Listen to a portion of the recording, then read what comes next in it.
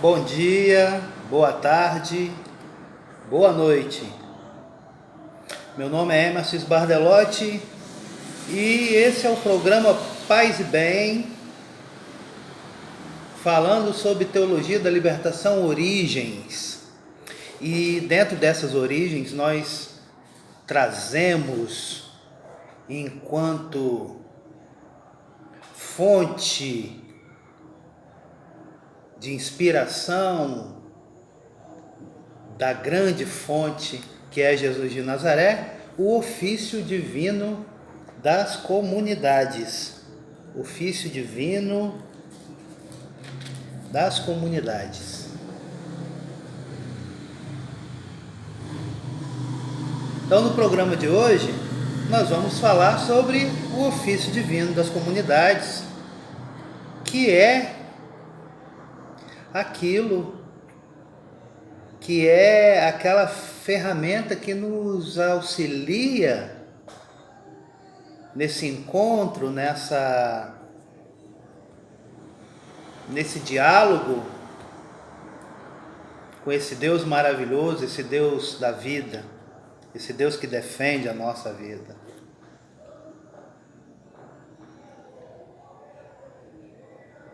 Eu vou começar contando um pouquinho a história do ofício divino das comunidades.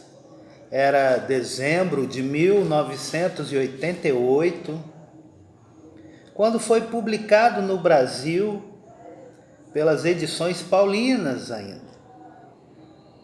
Hoje pela editora Paulus, o ofício divino das comunidades. O que vinha a ser uma liturgia das horas em versão popular para as comunidades eclesiais de base. Uma das primeiras tentativas, com grandes resultados, de aproximar o povo de Deus.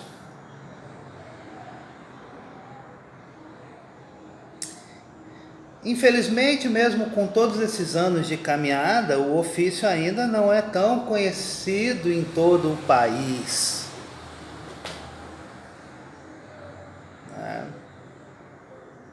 Nasceu para as comunidades e se espalhou por todo o Brasil, mas falta ainda muita coisa a ser dita e vivida. O ofício divino das comunidades não é apenas um livro. É, sobretudo, um jeito de rezar.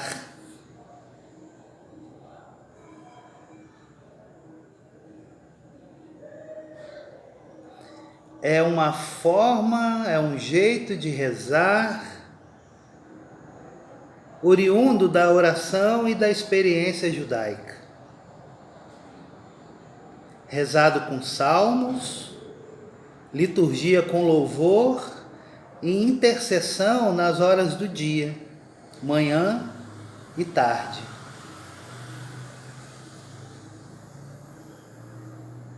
Isso quer dizer, quando o sol nasce, é a vinda do sol da justiça. Quando o sol se põe, é a entrega do trabalho para Deus. Nós, cristãos e cristãs, entendemos assim: amanhã é a ressurreição e à tarde é a memória, paixão e cruz de Jesus de Nazaré. De forma simples, o ofício divino das comunidades devolve ao povo o que dele foi tirado. 1. A tradição da igreja. 2. A caminhada latino-americana e caribenha de rezar com os pés no chão. 3. A piedade popular.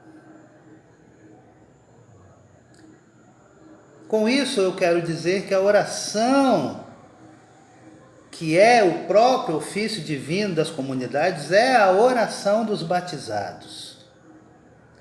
Não depende do ministro ordenado. No ofício divino das comunidades, o grande valor é a questão dos salmos. Se não convivemos com os salmos, perdemos sua beleza litúrgica. Nos salmos cantamos para Deus. Jesus e seus amigos e amigas cantavam todos os dias os salmos.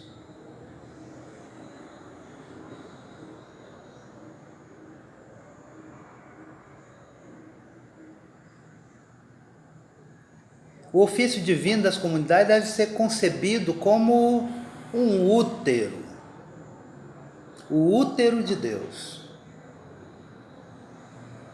Modo popular de rezar, modo de tomar o mundo, de tornar o mundo a casa comum, a nossa única casa comum, a Pachamama,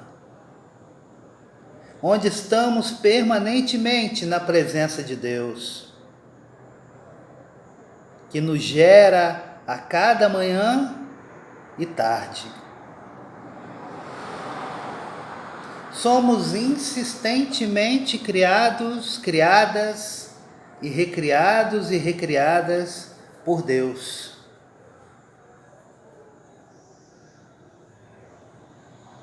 Desde que foi criado, o ofício divino das comunidades tem sido utilizado em várias comunidades, em muitos grupos, em muitas pastorais sociais, em muitos encontros, em muitas assembleias.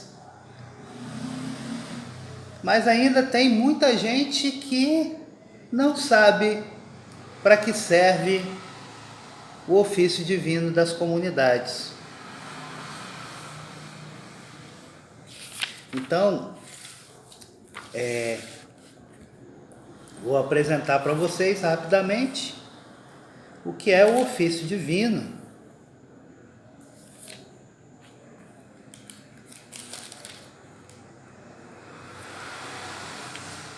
Aqui na página 7 do ofício divino das comunidades está dizendo assim: convite. A vida é liturgia.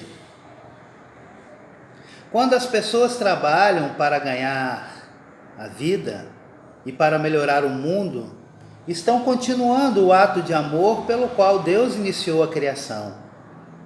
Somos convidados a fazer do nosso trabalho um serviço a Deus e ao povo. Nesse sentido, todo trabalho é coisa de Deus. Todo ofício é divino. Toda a nossa vida é liturgia. Basta que a gente haja e viva em comunhão com Jesus Cristo, realizando a vontade do Pai, dando a vida pelos irmãos na força do Espírito Santo. Como todo amor supõe expressões, a relação com Deus pede para ser celebrada. Por isso, muitas pessoas sentem necessidade de tirar uma parcela de seu tempo para investir na celebração da vida. O trabalho comunitário de louvar e dar graças ao Senhor porque Ele é bom, costumamos chamar, desde tempos antigos, de ofício divino por excelência. O nome indica o trabalho de Deus, Deus agindo na gente e no mundo. É a proclamação do que Deus faz por nós e por meio de nós, mais do que o nosso serviço de culto a Ele. Por que celebrar o ofício divino? Desde o início, as comunidades cristãs se reúnem para cantar os salmos e proclamar o louvor de Deus em nome de toda a criação e da humanidade. Fazendo isso, somos as testemunhas encarregadas de proclamar e cantar as maravilhas daquele que nos libertou do poder das trevas e nos introduziu no reino da luz. Confira aí a primeira carta de São Pedro, capítulo 2, versículo 10. Esta oração do povo de Deus é a própria oração de Jesus Cristo, que se prolonga na igreja. Nela expressamos por palavras e gestos que as horas do dia, o nosso viver, toda a criação e toda a história pertencem a Deus. O ofício divino e a liturgia das horas. O ofício divino das comunidades é uma tentativa de enculturação da liturgia das horas. Não apenas simplificada em uma versão mais breve, mas sobretudo transformada num jeito de rezar que sirva melhor às nossas comunidades. Ele possibilita que nos situemos na grande tradição litúrgica e, ao mesmo tempo, nos insere na realidade cultural e religiosa do povo. O ofício divino na vida das comunidades. O ofício divino das comunidades, na experiência de tantos anos desde que decorreram da primeira edição, tem ajudado as comunidades no Brasil a organizarem melhor a oração comunitária, oferecendo uma fonte importante para a vida de oração. Cantando os salmos, escutando a palavra de Deus,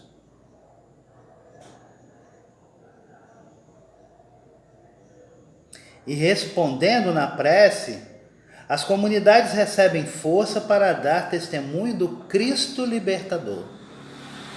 Por isso, convidamos você também a dedicar algo do seu tempo diário para essa experiência de oração, junto com seus irmãos e irmãs, ou mesmo sozinho, para em comunhão com toda a igrejas cristãs e também com grupos religiosos que de outros modos buscam a Deus, escutar a palavra de Deus nos acontecimentos da vida, iluminados pela Sagrada Escritura, e responder-lhe pelo louvor e pelas preces de todo o povo.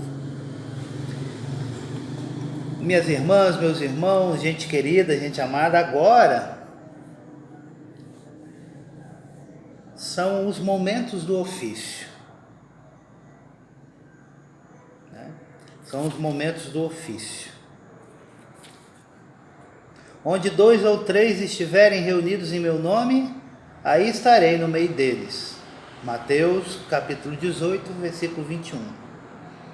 O ofício divino é uma oportunidade para experimentar a presença do ressuscitado ao longo do dia. Do antigo costume de reservar ao louvor várias horas do dia, sugerimos aqui o ofício de vigílias para os domingos e dias festivos, e para todos os dias o ofício da manhã e o ofício da tarde. São tempos fortes de se estar diante do Senhor, consagrando-lhe o dia que começa ou a noite que vai chegando, para que em todo tempo sejamos seus fiéis servidores e servidoras. Então, são 3 os ofícios. Ofício de vigília. A vigília foi o primeiro tipo de oração das igrejas cristãs. As comunidades se reuniam durante a noite de sábado para domingo e aí celebravam a Eucaristia. As festas populares começam na véspera. A festa de São João, por exemplo, que se aproxima, tem seu ponto alto na noite do dia 23, como nos primeiros séculos da igreja. No Brasil colônia, os escravos só podiam se reunir para o culto nas vigílias da noite, enquanto seus senhores descansavam. Essa importância da vigília na tradição cristã e nas religiões populares nos levam a valorizar o ofício de vigília. Nos sábados e especialmente na véspera das festas maiores, somos convidados a nos reunir à noite para uma celebração festiva, sinal da expectativa do reino. A vigília que propomos dura de 30 a 40 minutos. mas pode ser ampliada com outros salmos, cantos e ritos, de acordo com a tradição e a vontade de cada grupo ou comunidade. Ofício da manhã.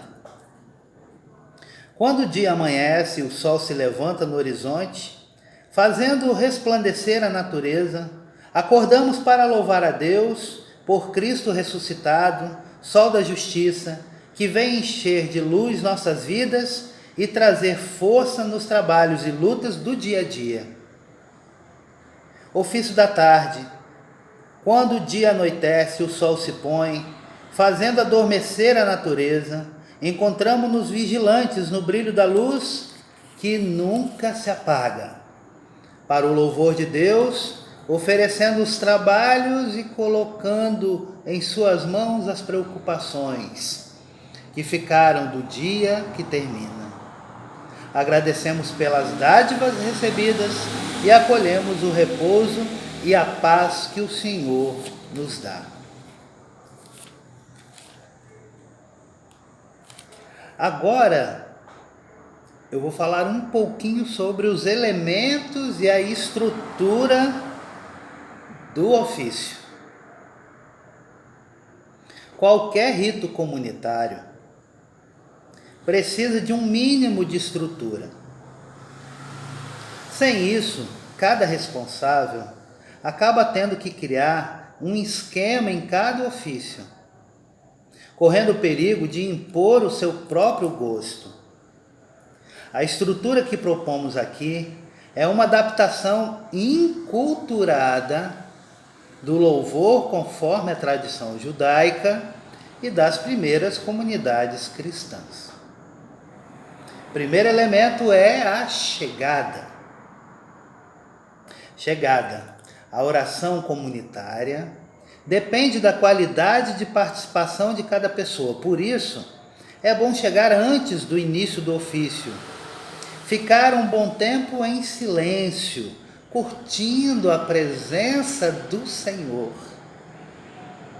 A oração comunitária se apoia na oração pessoal.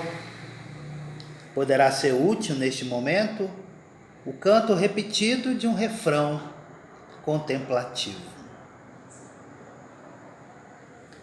São João Crisóstomo nos recorda que não se põe incenso em carvão apagado. Na oração pessoal, o coração se abrasa e a celebração se torna o incenso do Senhor. Segundo elemento, a abertura. Os ofícios começam com versos bíblicos que nos ajudam a mergulhar na oração. São versos que nos alertam e motivam para este encontro mais íntimo com os irmãos, irmãs e com Deus. O cantor ou cantora puxa cada um dos versos e todos repetem. Assim, além dos cantores, ninguém precisa de livro para acompanhar a abertura. Terceiro elemento, recordação da vida. A vida, os acontecimentos de cada dia, as pessoas, suas angústias e esperanças, suas tristezas e alegrias, as conquistas e os reveses da caminhada, as lembranças marcantes da história da comunidade, das igrejas e dos povos, os próprios fenômenos da natureza são sinais de Deus para quem tem olho para ver e ouvidos para ouvir. Por aí começa a nossa escuta da palavra de Deus. Recordar a vida, trazê-la de volta ao coração, partilhar lembranças e preocupações. É ajudar a tornar a oração verdadeira.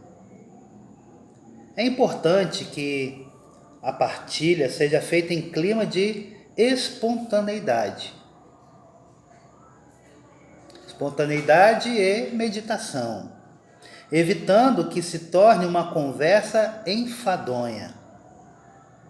No final, alguém poderia resumir tudo o que foi partilhado, realçando as possíveis ligações entre os fatos e os sinais mais importantes.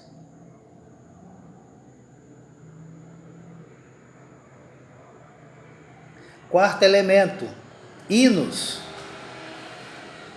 Em todas as épocas se criaram hinos. Hoje também as comunidades são convidadas a ter seus próprios hinos, além dos que já estão neste livro. O hino marca a hora do dia, o tempo do ano e a festa litúrgica, ou também alguma data importante ou acontecimento maior. Quinto elemento é a salmodia. O ofício divino é um canto de louvor no meio das dores da vida. As comunidades cristãs desde cedo fizeram dos salmos a base de sua oração e a expressão do seu louvor. Os salmos são o livro de cantos e orações da Bíblia, utilizados pelo povo de Deus da primeira aliança e depois por Jesus, por Maria e pelos apóstolos.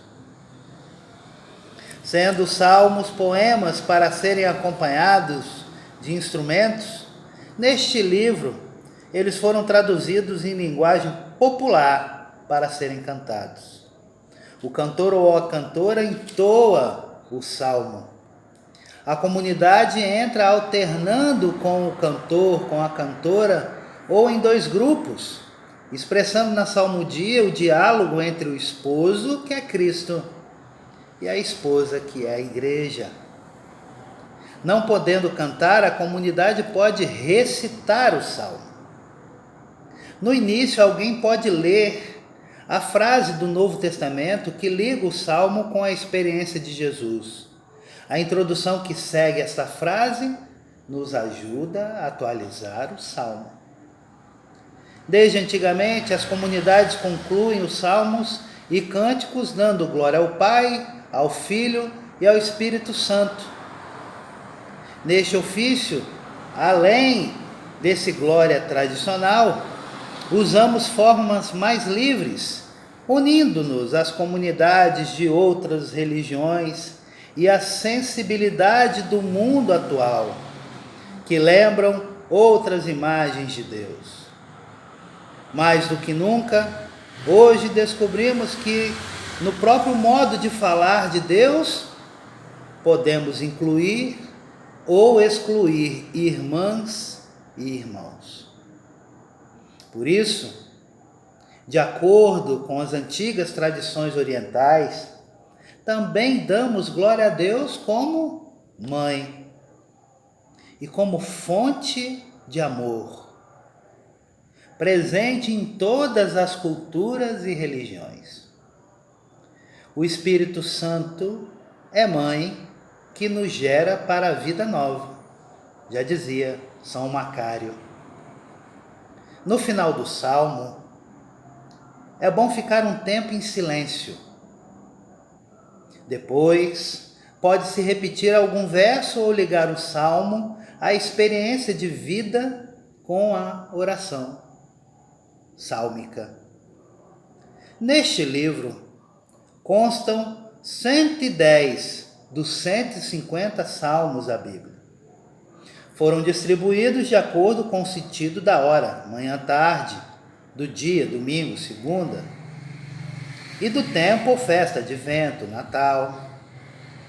Às vezes, um mesmo salmo tem vários refrãos à escolha, ligando o salmo com o tempo litúrgico ou outras circunstâncias. Na página 20 e 21 consta a lista com a distribuição dos salmos em 4 semanas, de acordo com a liturgia das horas. As comunidades que desejarem podem acrescentar um cântico do Antigo Testamento pela manhã e do Novo Testamento à tarde. Estes se encontram na segunda parte do livro, logo depois dos Salmos. Para a numeração dos Salmos, seguimos a Bíblia hebraica. A numeração da liturgia latina está entre parênteses.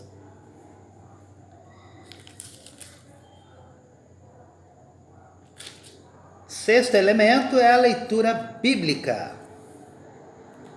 Em cada ofício está previsto uma leitura bíblica. Pode ser uma leitura breve, que já vem impressa no esquema de cada dia, ou a leitura do dia, que deverá ser lida da Bíblia ou do lecionário. No final deste livro, na página 677, há a lista de leituras para cada dia, inseridas no calendário popular. Estão as sugestões de leituras próprias para as festas e memórias das santas e santos. A comunidade pode seguir a leitura do dia ou a leitura própria. Situações emergentes, acontecimentos maiores, poderão sugerir outras opções. Sétimo elemento: meditação. Depois da leitura, tomamos um tempo de silêncio para repassar no coração o que ouvimos ao recordar as coisas da vida e ao escutar as Sagradas Escrituras. Após certo tempo de meditação silenciosa, podem-se também partilhar entre irmãs e irmãos sentimentos, impressões, apelos que a palavra de Deus fez surgir em nós. Não se trata de debater ou discutir, mas de acolher a palavra viva e atual do Senhor. Um refrão repetido, tipo responsório ou mantra, ligado à leitura, pode ajudar a relembrar a palavra de Deus. Quando a leitura é do Evangelho, costuma-se cantar antes uma aclamação. Oitavo elemento, cântico do Novo Testamento. Pela manhã, por antiga tradição, se canta o Cântico de Zacarias, que está em Lucas, capítulo 1, versículos 68 a 79. Ao despontar para nós o sol da justiça à tarde, o Cântico de Maria. Evangelho de Lucas, capítulo 1, versículos 46 a 55, dando graças ao Pai por sua manifestação na história. E à noite, o Cântico de Simeão. Evangelho de Lucas, capítulo 2, versículo 19 a 32. Na grata e serena alegria de quem viu a salvação acontecer.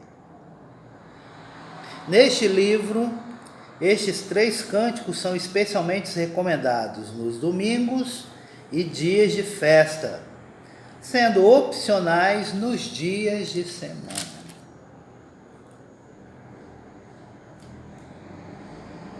Nono elemento, preces, Pai Nosso e oração. Louvar, agradecer, pedir, suplicar, interceder pela humanidade é tarefa de cada comunidade cristã como povo sacerdotal. Alguém faz o convite e propõe a resposta de todos, de preferência cantada, a cada pedido. Após as intenções que constam no texto do ofício, as pessoas podem apresentar espontaneamente a sua prece.